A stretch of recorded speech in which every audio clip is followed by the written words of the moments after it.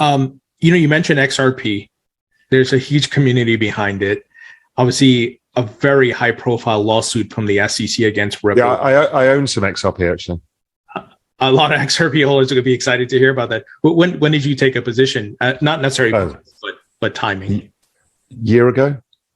And I bought it for the reason that A, it does have use cases and it is being used.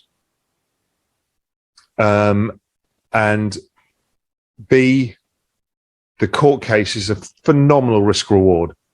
It got heavily discounted in the price. And then I looked at it and thought, well, what's it going to do? Fall 100% from here to zero. Hello and welcome back to the channel. In this video, we're going to be looking at some of the latest updates on XRP, some of the latest leaks in the industry, as well as the hype around this coin, and what these elites think about Ripple and XRP. Most importantly, why would a billionaire leak a bottom for XRP? And of the hottest topics brewing in the space is the newly released XRP markets report for Q2 2022 by Ripple that shows how much the company has grown from its record-breaking year last year, especially on the on-demand liquidity front. Stick around till the end to find out all about that and more. In the meantime, hit that subscribe button and don't forget to turn on bell notifications. The reason that A, it does have use cases and it is being used. And B, the court case is a phenomenal risk reward. It got heavily discounted in the price. And then I looked at it and thought, well, what's it going to do? Fall 100% from here to zero. But if it gets solved, it's, 10x.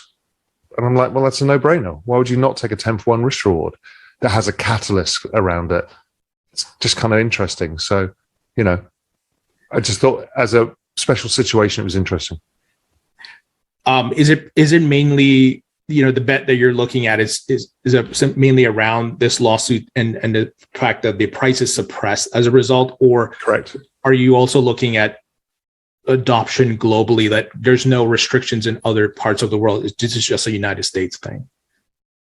The adoption globally is interesting, but it's all about this court case, right? Because the price can't go anywhere. Got delisted from everywhere. It can't go anywhere until it's resolved. Because Now that is an interview between the host of the Thinking Crypto podcast, Tony Edwards, and billionaire investor, CEO, and co-founder of the crypto analytical and auditory firm Real Vision, Raoul Pal, talking about the impediment placed on XRP's growth by the ongoing lawsuit. Despite all that speculation, Ripple's XRP-powered cross-border payment product sees 800% growth despite ongoing SEC lawsuit. As we went into the bull run of late 2017, early 2018, XRP outperformed both Bitcoin and Ethereum just massively. Right. And I think it became very obvious to anybody who was paying attention. I was not one of those people at that time. I would come along later. But for the people who were paying attention, it was obvious that XRP was a better asset, right? For the purpose of exchanging value, making payments, and certainly cross-border payments. Those other two projects just would not be scalable because of the proof of work limitations, whereas the consensus limitation the consensus protocol was just better. So at that point in time is when the shenanigans start to happen. Right. In January of 2018, both XRP and Ethereum hit what at that time was their all-time high. XRP has never returned to its all-time high since once the weapons came out. Ethereum and Bitcoin have both passed what the all-time high was back in 2018. They passed it in this last bull run that we were going through, 2020, 2021. Labeled as one of America's most prolific deal makers, Jimmy Valley tells us why we need to be on the lookout for XRP. For years now, the crypto industry has lied and told you that somehow Bitcoin and Ethereum were superior, while everything you can imagine was thrown at XRP, the far superior digital asset. This was all intentional and planned, including the SEC lawsuit. Perfect summary here by Jimmy Valley. According to the Crypto Market Summary, the digital asset industry shed an extra $1 trillion in market capitalization due to the macroeconomic headwinds and the crisis in the crypto credit front. The threat of an impending inflation, combined with the developing impacts of the conflict in Ukraine, prompted an expansive sell-off in a wide range of tradable assets. Only last quarter, we saw the creation of a number of independent interoperability initiatives coming into fruition, as Multichain continued to play a key role through its partnering with Sologenic, Asthetes, and on XRP.com to expand bridging services across chains. At which point, the cryptocurrency powering the XRP Ledger, XRP, will be accessible via other blockchains. According to this post from Multichain, the cross-chain router protocol that provides an infrastructure for cross-chain interoperability has added support for the XRPL to connect with Ethereum VirtualMachine or EVM and non-EVM compliant blockchains. The same Q2 also saw the launch of the first cross-chain DeFi platform for XRPL and Avalanche native assets on AVAX.com. This platform on AVAX, in collaboration with Multichain, leverages the Avalanche protocol to bridge assets between chains. This allows for asset holders on the XRP Ledger to bridge onto the EVM-compatible AVAX chain and set their XRPL assets to work within on AVAX's varied DeFi applications. Similarly, Apex, a node as a service provider, announced that it will build a bridge from Avalanche to XRPL, which is expected to launch this month. The bridge will open to all DEX and DeFi protocols through API kits to the XRPL to ensure seamless integration of its decentralized applications. More interestingly, Ripple's attorney says the SEC has a node on the XRP Ledger. Listen to this, guys. The XRP sits, as I said, on an open, permissionless ledger. How do I know that it's open and permissionless? Because the chief technology officer at Ripple tells me it is. He explains it to me, but I also have hard evidence. The SEC announced about a month or two ago that they're going to establish a node on the XRP Ledger and other open and permissionless ledgers. The SEC didn't call Ripple to ask permission to do that. They're just going to do that. The SEC announced about a month or two ago that they're going to establish a node on the XRP Ledger. They're going to establish a node on the XRP. So why have these billionaires continued to talk ill about XRP? What's the origin of this talk of a leak of the bottom for XRP? Following the most recent news and the after effects of the lawsuit, XRP falls short of 40 cents as investors await SEC versus Ripple court ruling. XRP finds early support, with support coming from the broader market. Ultimately, the pending SEC versus Ripple ruling on the Hinman docs remains key. In other news, Michael Saylor, CEO of MicroStrategy, in a recent podcast, made some comments that have attracted huge criticism from the global crypto industry leaders and experts, especially those of the XRP community. As such, attorney John Deaton, founder of CryptoLaw.us, has now taken the effort to offer an open invitation to Michael Saylor to appear on Crypto Law US TV and respectfully discuss, justify, or clarify the extremely critical statements he made regarding altcoins, including XRP, during the said podcast. Check this out, guys. And they ought to stop trying to reinvent the wheel. I mean, it's just not very productive, right? Why do you think that talent hasn't been attracted to the Bitcoin ecosystem?